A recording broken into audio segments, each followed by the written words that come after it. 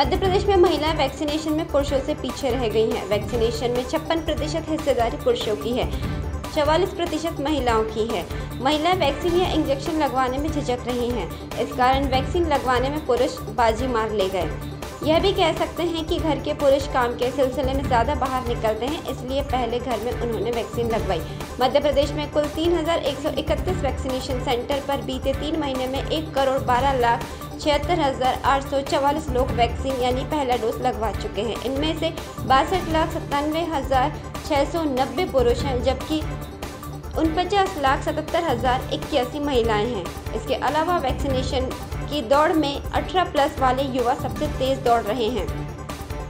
सिर्फ 1 महीने में वह हर एक एज ग्रुप को पीछे छोड़ चुके हैं। प्रदेश में सिर्फ 1 महीने में 18 से 44 साल उम्र वाले 82.12 लाख लोगों को वैक्सीन का पहला डोज लग चुका है, जबकि 60+ उम्र वालों को 3 महीने में 31.35 लाख, 45 से 59 साल उम्र वालों को 2 महीने में 39.23 लाख लोगों को वैक्सीन लगी है। कुल वैक्सीनेशन 112 करोड़ यानी पहला डोज लग चुका है। प्रदेश में जो डोज लगे हैं उनमें 11% हिस्सेदारी इंदौर की है। यहाँ 12.94 लाख लोग पहला टीका लगवा चुके हैं।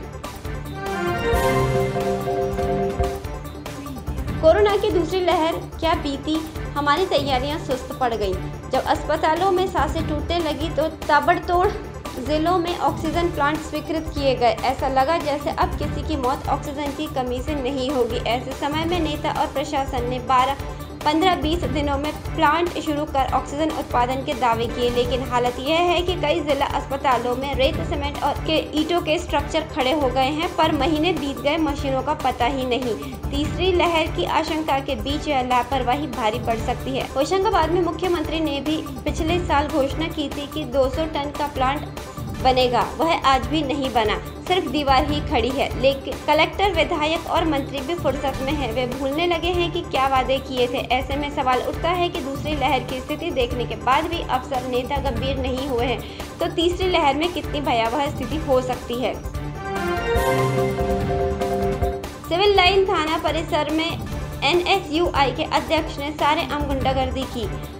अध्यक्ष ने अपने ही संगठन के पूर्व महासचिव को लात घूंसों से पीट डाला। पुलिस वालों ने बीच बचाव की कोशिश, लेकिन सख्ती से रोकने का प्रयास नहीं किया।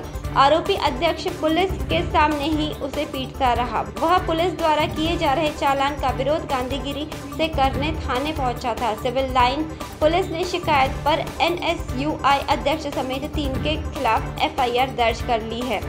NSUI छात्र संगठन के जिला अध्यक्ष विजय रजक के साथ भी कंधे से कंधा मिलाकर चलने वाला पूर्व महासचिव अंशुल सिंह ठाकुर को वर्तमान में संगठन से निष्कासित कर दिया गया है।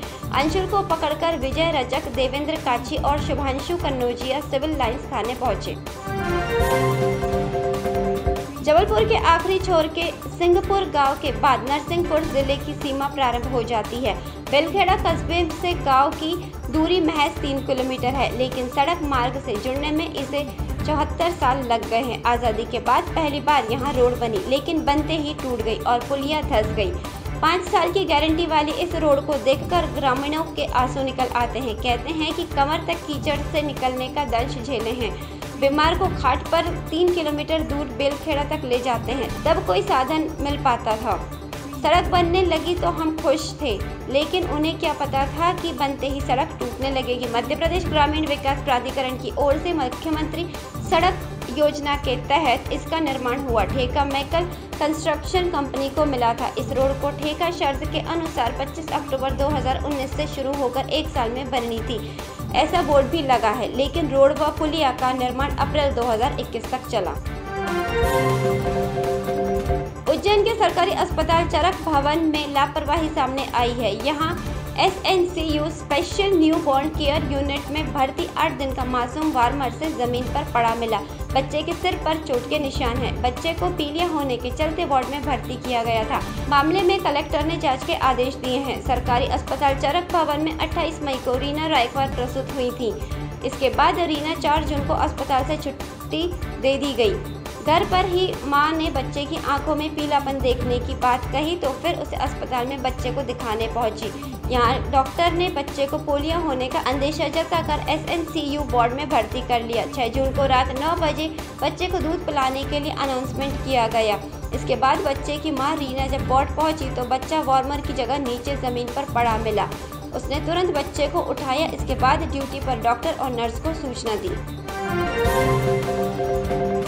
मुख्यमंत्री शिवराज सिंह चौहान के नए विशेष कर्तव्यस्थ अधिकारी OSD तुषार पांचाल होंगे।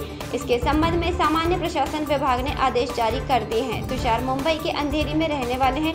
बता दें कि तुषार पांचाल को संविदा के आधार पर नियुक्त किया गया है। तुषार पांचाल देश के नामी पब्लिक रिलेशन PR कंपनी चलाते हैं। वे प्रशांत किशोर की तरह पॉलिटिकल कंसल्टेंसी और वॉर रूम कम्युनिकेशन के एक्सपर्ट हैं। तुषार कार्यभार करने के दिन से आगामी आदेश तक मुख्यमंत्री कार्यालय में OSD रहेंगे। तुषार पांचाल 2015 से शिवराज सिंह चौहान का सोशल मीडिया संभाल रहे हैं। 2018 में चुनावी कैंपेन इन्हीं के हाथों में था।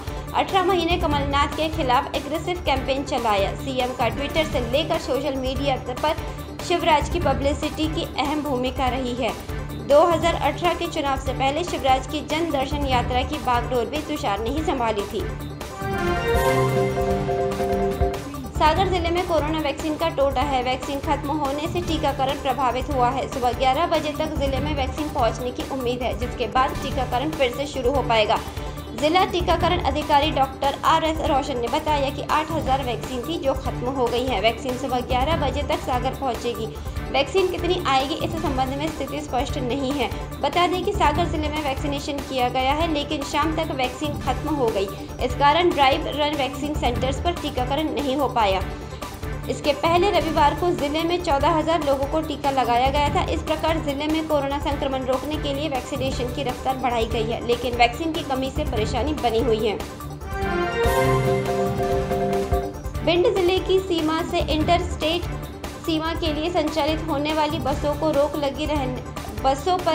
लगी रहने का आदेश पुनः जारी किया गया है। यह आदेश मध्य प्रदेश परिवहन विभाग के वरिष्ठ अफसर की ओर से जिला परिवहन अधिकारी को दिया गया है। इस आदेश से सीधे तौर पर छत्तीसगढ़, महाराष्ट्र, राजस्थान और उत्तर प्रदेश के यात्री सबसे ज्यादा प्रभावित होंगे। यह आदेश 7 जून से 15 जून तक के लिए लागू रहेगा। प्रदेश सरकार ने भिंड शहर सहित अन्य शहरों को कोविड संक्रमण के वायरस से बचाने के लिए यह कदम उठाया है। हालांकि बीते दिनों लॉकडाउन में राहत के बाद भी बसों के संचालन में कोई छूट नहीं दी गई है। संचालक पर रोक बने रहने को लेकर यह आदेश को पुनः बढ़ाया गया है। यह आदेश 7 जून को अपर परिवहन आयुक्त राज्य परिवहन की ओर से जिला परिवहन अधिकारियों को जारी किया गया है। इस आदेश के बाद भिंड जिले के करीब 3 से 4 हजार यात्री सीधे तौर पर प्रभावित होंगे। भिंड जिले के राजस्थान प्रांत के लिए जयपुर, जोधपुर, बीकानेर, धौलपुर, करौली जैसे जिलों में लोगों का आवागमन है। इसी तरह उत्तर प्रदेश जिला इटावा, जालौन, झांसी जिला भिंड जिले की सीमा के पड़ोसी हैं। इन जिलों में भी लोगों का हर रोज बड़ी तादाद में आवागमन होता है। यह आदेश के बाद करीब 2 दर्जन का संचालन ठप हो जाएगा। मध्य प्रदेश में मूंग और उड़द फसल की सरकारी खरीदी 15 जून से शुरू होगी, जिसके लिए किसान पंजीयन आज से शुरू होंगे। पंजीयन की व्यवस्था ऑनलाइन और ऑफलाइन होगी। किसान सेवा सहकारी समितियों के माध्यम से पंजीयन करा सकेंगे। किसान पंजीयन ऐप और ई-उपार्जन किसान ऐप से भी पंजीयन कराया जा सकेगा। मध्य प्रदेश के 25 जिलों में मूंग और 12 जिलों में उड़द फसल की खरीदी 15 जून से होनी है। प्रदेश में ग्रीष्मकालीन मूंग की बोनी का रकबा 4.47 लाख हेक्टेयर है। यहाँ 6.56 लाख मीट्रिक टन पैदावार का अनुमान है। वहीं 2.08 लाख हेक्टेयर रकबे में होशंगाबाद में मूंग बोई गई है, जो देश में सबसे ज्यादा मूंग उत्पादक वाला जिला है। नर्मदापुरम संभाग कृषि विभाग के प्रभारी संयुक्त संचालक जितेंद्र सिंह ने बताया कि गेहूं पंजीयन के लिए पहले से जारी आदेश के अनुसार ही पंजीयन व्यवस्था समिति स्तर पर और ऐप के जरिए होगी। राजधानी में दिन भर उमस से परेशान लोगों को रात में राहत मिल गई। रात करीब 7:30 बजे भोपाल के कई इलाकों में गरज चमक के साथ तेज बारिश शुरू हो गई। तेज हवाएं चलने से कई जगह बिजली भी गुल हो गई। इससे तापमान में भी गिरावट दर्ज की गई। भोपाल शहर में आधे घंटे में 14.5 मिलीमीटर और भोपाल में 6.2 मिलीमीटर बारिश दर्ज की गई। इसके अलावा छिंदवाड़ा, शाजापुर, मंदसौर और सागर जिले के खुर्री में भी बारिश हुई। अन्य जगह मौसम सामान्य रहा। मौसम वैज्ञानिक पी.के. शाह ने बताया कि यह अचानक बारिश नहीं है। हम लगातार हल्की या मध्यम बारिश की संभावना जता रहे हैं। प्री मानसून गतिविधि प्रदेश में चल रही है। पिछले एक सप्ताह से लगातार बारिश हो रही है, जिससे नदी और नालों में पानी भर जाता है। इसके ऊपर बारिश होने से बाढ़ जैसी स्थिति निर्मित हो जाती है। यह गतिविधियां प्रदेश में मानसून आने तक चलती हैं।